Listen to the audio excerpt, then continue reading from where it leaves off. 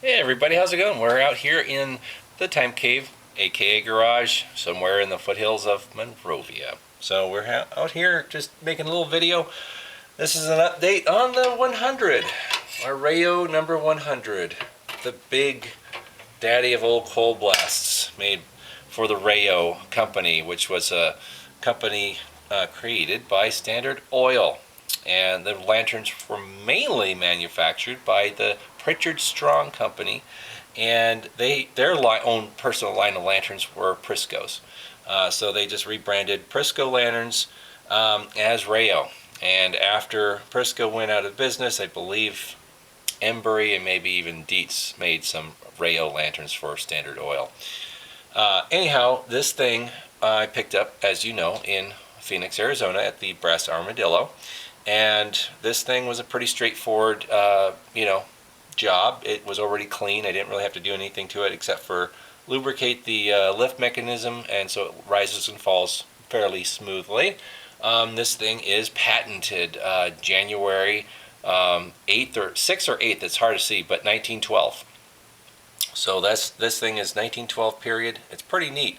It's very clean, but now it's burning, and it was a little bit of a challenge to get it to burn. No leaks, of course. This thing is solid as a rock, but the burner, the little teeth and the cogs in the lift mechanism for the wick, they were all kind of janky and weird, so it slips and it doesn't grab properly. And so I had to find a wick that it actually liked, because the other wick I put in it wasn't liking it. It wasn't going to move it at all. It was just the little stars in there were just spinning. So, yeah, finally got a slightly thinner woven cotton wick, and it seems to like that better, but it's still dicey at best. Anyways, I'm able to burn it now safely, and it actually burns very nice. I like this one.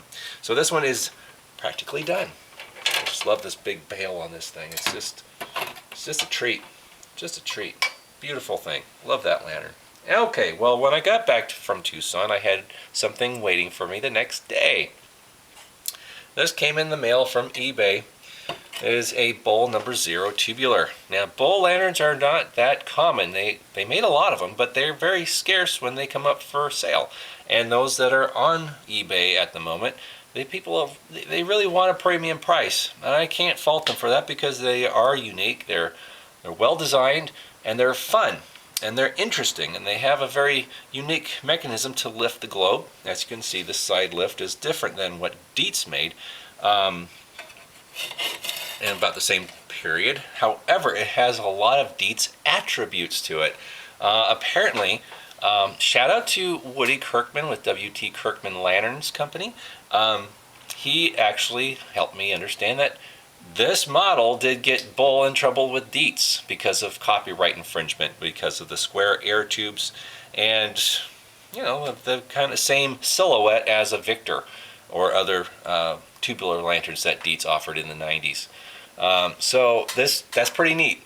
Pretty neat to know. But, I mean, their lift mechanism is different. It's mounted on this side instead of the back, and it has this little guide wire that only goes up a couple inches instead of the length of the lantern, like Dietz. But anyways, I'm not going to go into the little nitty-gritty details, but it is a neat, unique lantern.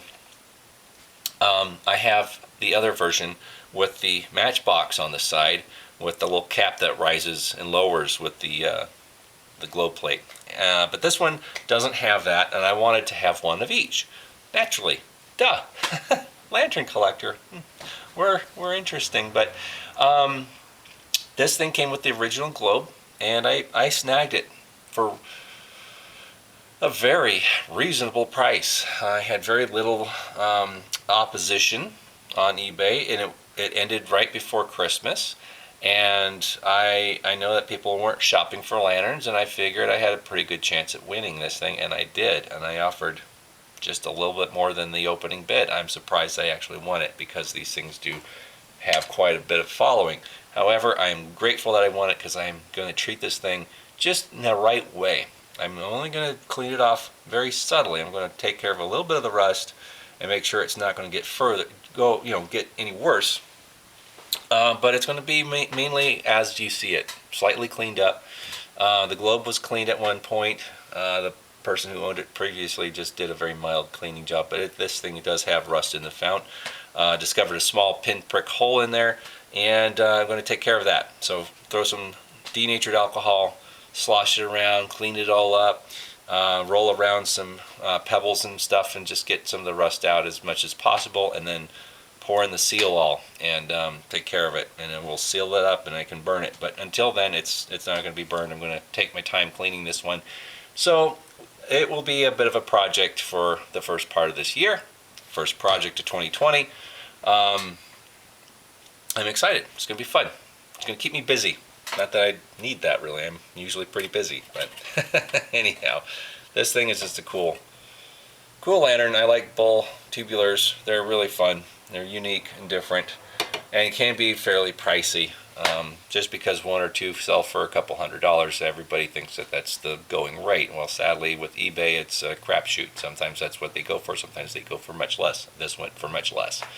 And the holidays is definitely the time to really pick stuff up for cheap, because nobody else is really looking for it, because their attention is towards the holidays and buying for other people. And I had everybody taking care of that I was going to buy for, so I had a little extra. Yay, score. Good deal. Anyhow, everybody have a great weekend, and hope you enjoyed this video. Please hit that subscribe button. I'm trying to build a little bit of a lantern following empire. I have a few other collectors that follow me that I also follow as well, and they're fun. So check out, if you see their comments, definitely check out their videos as well. Shout out to Mr. Bob the Lantern Guy in Thousand Oaks. This is the most recent addition to the pile of projects. So hope you enjoy this video as well. And yeah, let's get the interest going with the younger generation, and keep the hobby going. All right, everybody have a good one. Take care and be safe at all costs. All right, bye bye now.